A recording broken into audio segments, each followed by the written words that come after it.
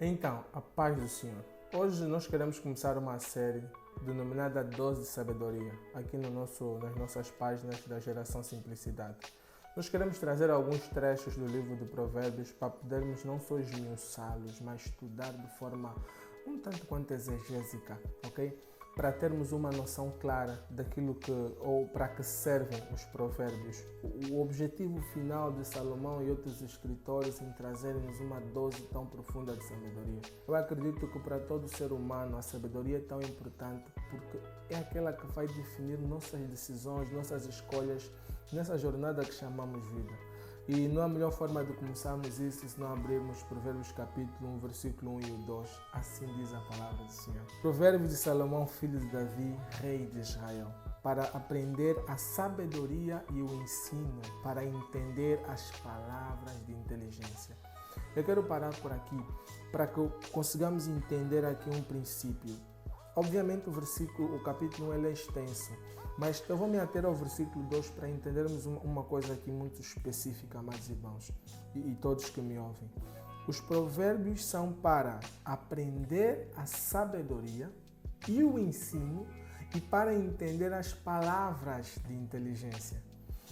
Isso é tão profundo, tão poderoso que nós precisamos muitas vezes ler duas ou mais vezes para perceber que ser sábio não é ser inteligente. Eu penso que isso é óbvio para todo mundo, mas os provérbios nos dão a capacidade, ou seja, a sabedoria nos dá a capacidade para entender as palavras de inteligência, ok?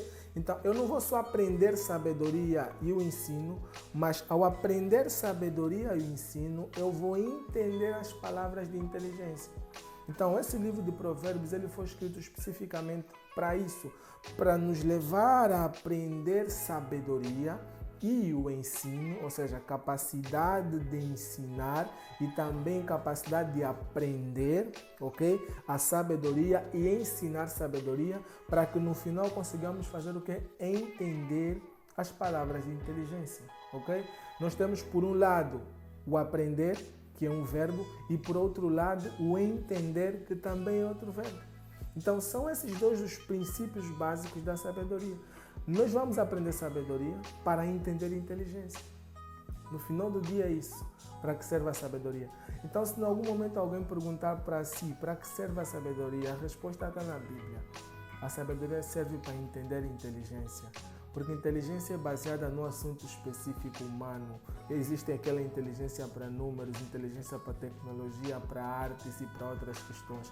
A sabedoria nos dá a capacidade de entender essas inteligências. Como funcionam os números, como funciona a arte, como funcionam as outras ciências.